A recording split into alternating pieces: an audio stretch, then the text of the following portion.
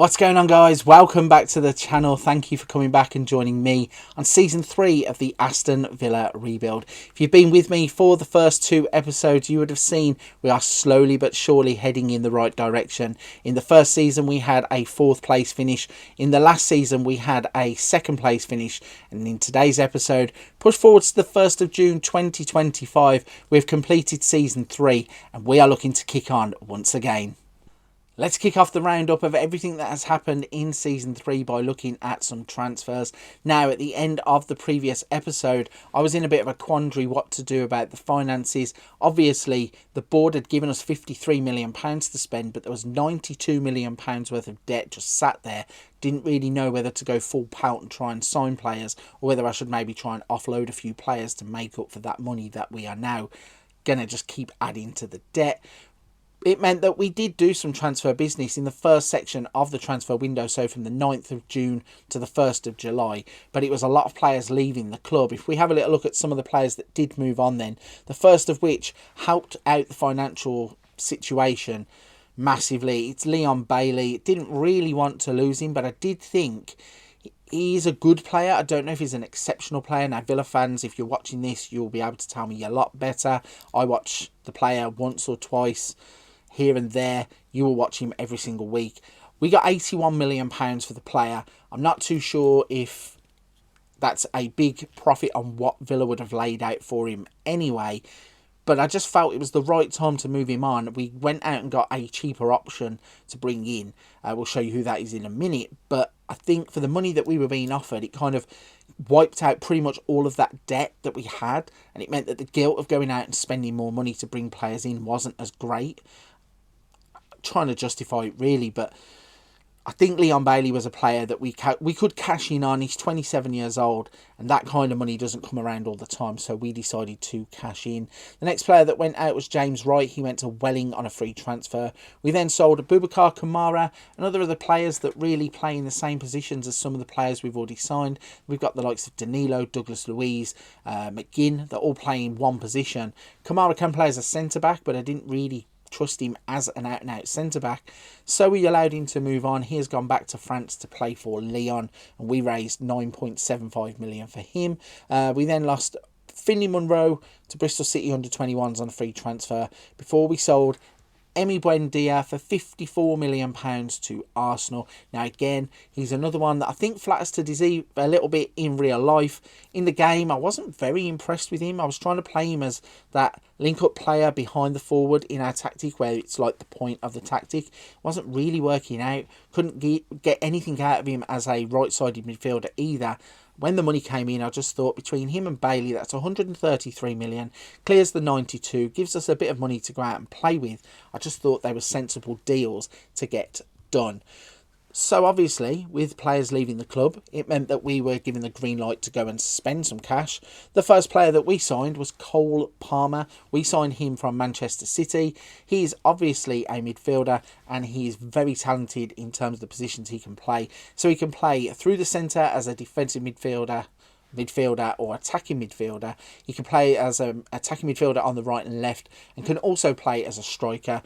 Very highly rated by Manchester City. I think in real life he's going to start to break through as well. 17.5 million for him, which is kind of comparable with when you put it side by side with the 81 million we got for Bailey, and we're paying 17.5 million for a bright English prospect. I do think we are spending the money wisely.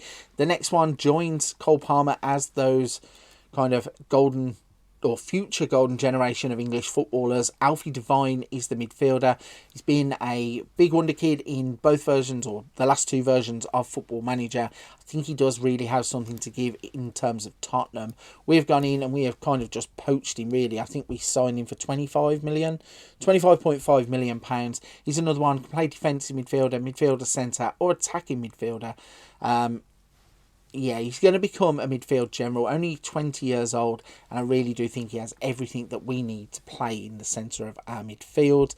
We then went and signed Josip Brekalo. Now, he's the direct like-for-like replacement for Leon Bailey. Don't get me wrong, he's nothing like Leon Bailey in terms of the pace. I mean, he does have 15 pace and 16 acceleration. He has good dribbling, he has good first touch, but the good thing about him is that he has come in as a squad player on 56k a week, whereas Leon Bailey wanted to be an important player or a star player and wanted 100 grand a week. So when you put the two side by side once again, we've managed to get Cole Palmer, who can play in that position, and Josip Bracalo, who can play in that position, and they're basically going to slot in and rotate and still give us the option that Leon Bailey probably did overall.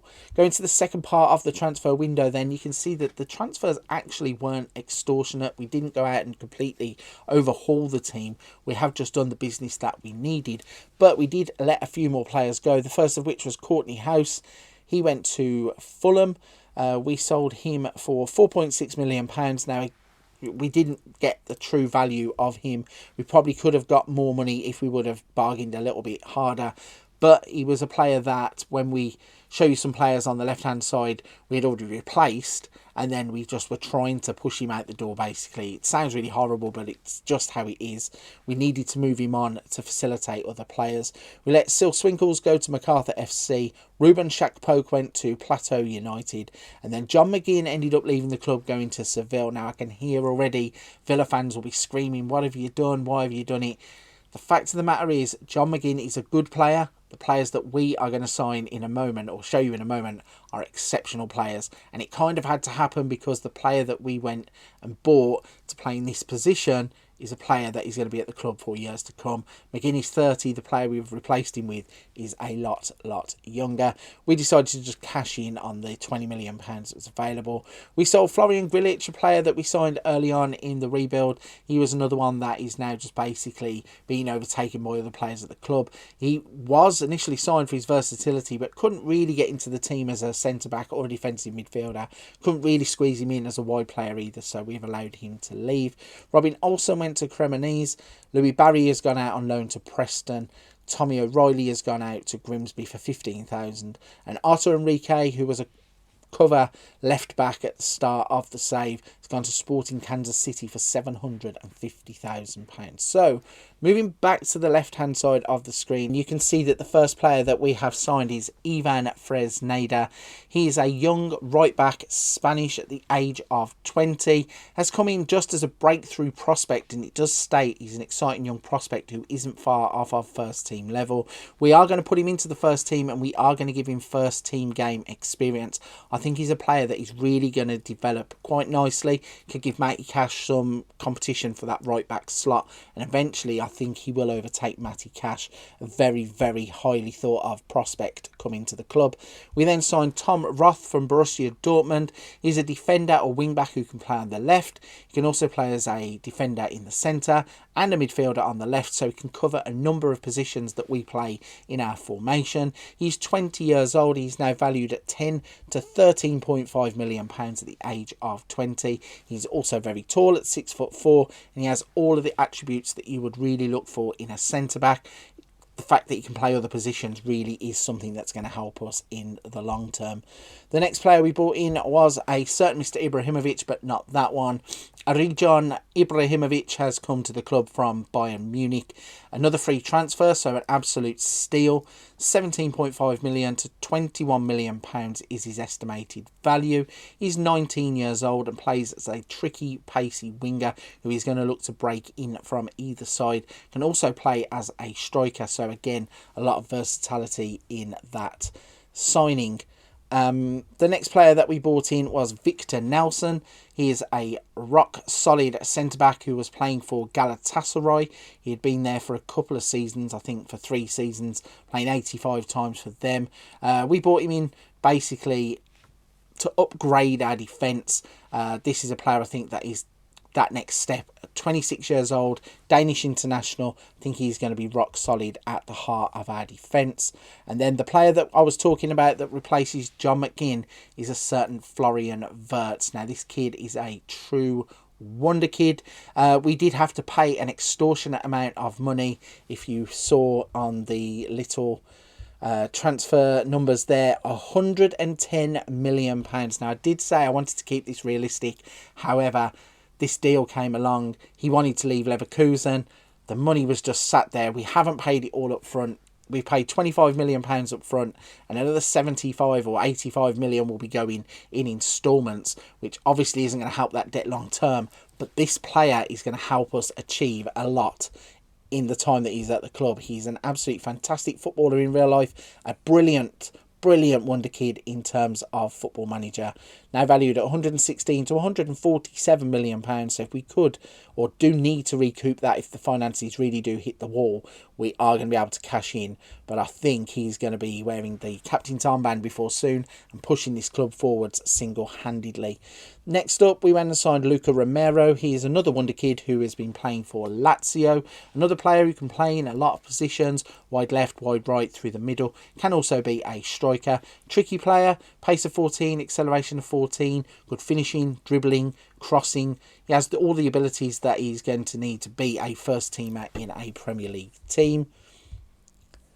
We then signed a player that, as I said, we were looking to upgrade the defence. We went out and signed Stefan de Vrij. We bought him from Inter Milan, where he had been there for quite a while, playing 158 times. He's now 33, so a bit of an elder statesman at the back of our defence. But sometimes you need that kind of player to come in and mentor the younger players, to show them what it's like to be a top player. And this really is a top player.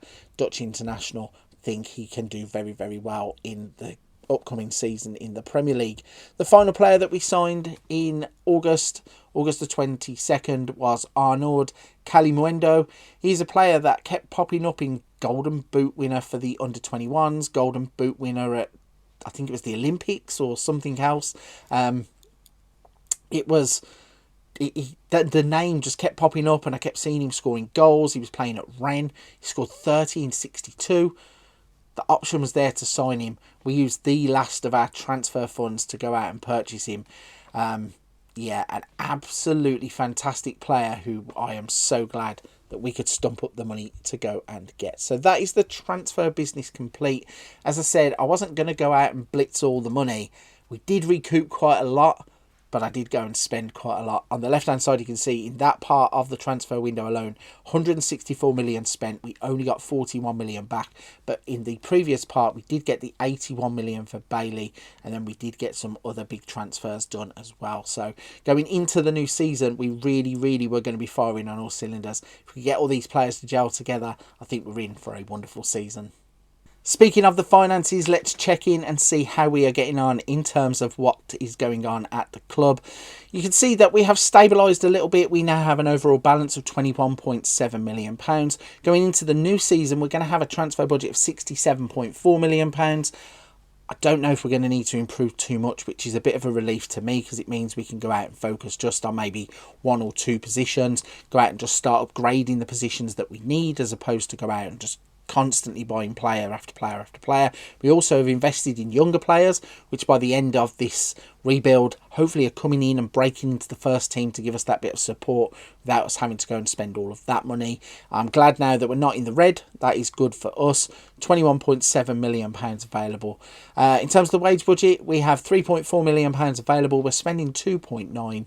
So again, a nice big amount of wage budget available to us if we do go out and sign any players, and the one or two players that we can sign then we'll be able to put on top earner type of wages. So that is what the finances look like at the end of season 3. Let's quickly have a little look at the competitions tab, and you can see we have finally done it. Season 3 is the year Aston Villa become champions of England once again. Running across the board, Champions League, we managed to get through to the round of 16. We were knocked out by Inter Milan. FA Cup, we were knocked out in the third round by Arsenal. And the Carabao Cup, we were knocked out in the semi-finals by Manchester City. But all of that is irrelevant. We have finally delivered the big one, and Aston Villa are once again champions of England. Before we break down our Premier League winning campaign, we're going to quickly have a look at the Club Vision tab. You can see that in terms of the job security, all of a sudden we're only secure, which is a little bit strange considering we have just delivered Aston Villa's first English top flight league win since 1981. But the actionable objectives, work within the wage budget, we are on course. Sign players to sell for a profit now, they are reserving judgment. Maximum 1-year contract for over 34s. 2-year contract for over 32s, 3-year contracts for over 30s, minimum 4-year contract for first team players. And they are looking to build a new stadium. Now, this is an interesting one.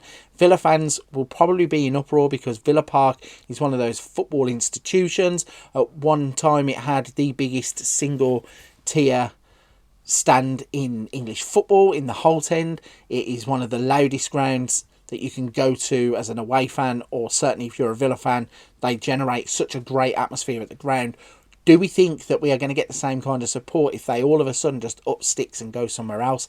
It's one that is up for debate. I'm not too sure how I feel about it as the manager of the club, but it's something that's going to go ahead as it's out of my control. In terms of the 5-year plan, be competitive in the Champions League, qualify for the Europa Conference League, which is strange considering we're in the Champions League. We just won the league. But I suppose being realistic in case we can't replicate that next season. Looking at the board feedback, which is by Christian Perslow. To summarise, we got a B+. Last season's success remains fresh in our memories with our appraisal. Now, I don't understand why it's only a B+. Last season we got better than this, but we've just won the league. Board culture. Play entertaining football, delighted. Do not sign players over the age of 28, delighted. Sign players under the age of 23 for the first team, delighted. Play high tempo pressing football, delighted. Play attacking football, reserving judgment. They are pleased with the 1-1 draw against Man City, pleased with the 4-1 league triumph against West Ham, pleased with the positive atmosphere in the changing room, but they are disappointed about a heavy 4-1 defeat against Manchester United. Let's have a little look at the supporters. What do they think? So overall, Danny Pearson, supporter spokesman, says B+. Overall, the supporters are very pleased with the job we're doing. Play attacking football, they are pleased. Play entertaining football, delighted. High tempo football, delighted. Get the better of Birmingham, West Brom and finish above Wolves in the league, they're reserving judgment. And record a Premier League top half finish. Now, I can tell you that Aston Villa, in the season that we have just completed, we broke their single season points haul to win the league. So it shocks me that they're still thinking like we are a top half finished team. If we finish only in the top half next season, I would be very disappointed and I would deem this rebuild to be a failure. We are going to go all out next season to continue on that incline that we're on and not try and level out. Obviously, we want to retain our Premier League title and we want to go further in the Champions League. So if that's all the fans are expecting, then it's probably a good thing, but I want us to be such a much bigger deal than what the fans are making out. Notable highlights: pleased with the 5-0 victory against Bournemouth, pleased with the 4-1 victory against West Ham, pleased with the 1-1 draw against Man City, disappointed with Stefan de Vrie's recent performances, disappointed about the 4-1 loss to Man United, disappointed with Luca Dean's recent performances. So I'm not too sure what those two players in particular have done. We were on a fantastic run throughout the season. We led the Premier League for most of the way. Did have a little wobble in certain points, but that's understandable. Not one single team is going to dominate every single game and nobody can just continue to win games all the time. But I don't think those two players really did anything to deserve being singled out by the fans. So let's go back into the competitions tab and show you exactly how we won the Premier League. You can see that we finished 3 points ahead of Manchester City. Now, there was something crazy that actually happened. We'll run through the Premier League in just a second. I know we've already gone through them, but let's just recap the cups. Carabao Cup knocked out in the semi-final by Manchester City. We're knocked out in the third round of the FA Cup by Arsenal. Let's show you the Champions League path. Now, obviously, the Champions League has changed. So we have now a league phase, and it meant that we actually finished 19th in the league on 12 points. We played 8, we won 4 games, 3 home, 1 away. We beat Dortmund, Sporting, Marseille and Rosenborg. We lost 4, 3 away and 1 at home. We lost to Benfica, Ajax, PSG and Slavia Prague. It meant that we finished on 12 points. We finished 19th, and it meant that we passed through somehow into the knockout playoff round, and we managed to draw Juventus. We beat them 7-5 on aggregate despite losing 4-2 in the second leg. Then in the round of 16, we came up against Inter Milan. Unfortunately, we lost 5-0 in the second leg and 5-2 on aggregate to go out there. So if we go into the Premier League, let's break this down a little bit. If we look at the stages part of the season, you can see we played 38 games. We won 28 of them. We drew 4. We lost 6. We scored 89. Conceded 40. had a goal difference of 49, finished on 88 points, beating Manchester City by 3, beating Liverpool by 4, and beating Manchester United by 10 points. Now, the reason that I said it was a crazy thing that happened, it actually came down to the fact that we played Manchester City in the last game of the season. They had a better goal difference than us, but were 3 points behind us. So if they would have won, they would have won the league on goal difference. All we needed to do was avoid defeat. And luckily, we got a 1-1 draw with Felipe Coutinho scoring against them, just like in real life when Villa took the lead against Villa at the Etihad. Coutinho scored the goal. Kevin De Bruyne has come back and scored an equaliser later on, but it wasn't enough for Manchester City to overtake us in the league, and it meant that we won the Premier League by 3 points from Manchester City by avoiding defeat against them on the last day of the season. If we look at the goals that were scored, our top goal scorer across the season was actually Fernando with 16. He had played in 23 total Premier League appearances, only starting 8 games. Kalimundo scoring 14. He started in 21 games, and Danny Ings scored 13 this season, starting 10, playing in another 7 games. If we look at average ratings, Fernando finished top of the Premier League with a 7.47 average rating. Danny Ings with a 7.44 average rating. Florian Wirtz got himself 10 assists throughout the season. Player of the Match awards, we didn't have anybody on that list in the top 4. Emi Martinez keeping 14 clean sheets. Luca Digne once again getting 16 yellow cards. Matt Cash getting 12. Maybe this is something to do with Digne's poor performances in the eyes of the fans. And then in the bottom 3 categories, we didn't have anything anyway. So an absolutely fantastic season, taking Aston Villa to their first league title in 41 years, I think it is, doing quick maths. In fact, it's even further, isn't it? It's 41 years to 2022. We're in 2025, so it's been a hell of a long time for Aston Villa not occupying that top spot. I'm so glad that we have managed to get them to the top of the English mountain. After running through our Premier League winning campaign, let's finally have a look at the squad that got us there. So the first best 11 scouting report that we have got shows us that our first 11 should be Emi Martinez, Digne, Nelson, Ostergaard, Cash, Danilo, Coutinho, Abada, Romero, Wirtz and Fernando. I'm not 100% sure that I agree with this. I do think De Vrij should be in the centre-back positions. Also, the Argentine Quarter should be in there somewhere. Danilo obviously has got competition from Douglas Luiz. And then Coutinho on the left, Abada on the right is fine. Romero and Wirtz. We also have Jacob Ramsey, don't forget, who can play in those positions. And then the top of the pitch, we have Belko, and we also have Danny Ings, so any one of those 3 could be up there. So I have no problems with Fernando being up there. I think I'd rather play where Romero is, and then maybe play a out-and-out striker at the top of the pitch. But looking at the strengths and the weaknesses of the team then, Danny Ings has been in fantastic form with a 7.66 in his last 5 games. We have plenty of room in the wage budget. Good at long shots, we have good defensive depth, we have good midfielders, good finishing and good kicking. In terms of the weaknesses, command of area from Emi Martinez isn't the best, throwing isn't the best, one-on-ones. So basically it's trying to tell me that Emi Martinez is not the greatest goalkeeper in the game at the moment, but he probably will be once that World Cup update comes after Christmas. But for the moment, he's doing nothing wrong, and we are absolutely fine with him being our first choice goalkeeper, so we're not going to go out and try and buy goalkeepers just because it says it is a weakness. Our defence is doing its job. We've just won the Premier League, so I'm not too fussed.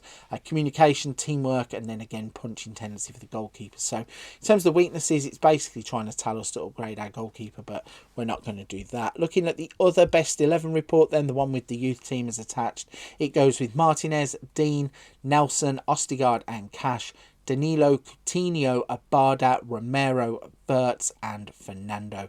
In terms of the youngsters coming through at the club, we have Moore as a goalkeeper, Allard at left back, Ahmed, Smith, Aisht at right back, Bohia, Patterson, Asplin Rowley, Ibrahimovic, Devine and Calimundo up top. So obviously Calimundo is a player that we are really keen on, and I think he's going to be the future in terms of the strikers at the club. We also, don't forget, have Belko, so are trying to get him some game time too. In terms of going forwards, I don't know what we're going to spend £60 million on. It may be that we are going to just have to try and upgrade maybe one rock solid centre back. Midfield is pretty much set. Coutinho is getting on a little bit, and we also have Bracalo, who can play on the left hand side. But other than that, I don't know whether I should just go out and buy another player to complement Florian Wirtz. Maybe sit somebody alongside him, but I think Romero's doing a good job. Midfield seems sound. Somehow, we are going to try and have to improve this squad. I'm not 100% sure how I'm going to do it, but if you want to find out, you're going to have to come and join me on season 4.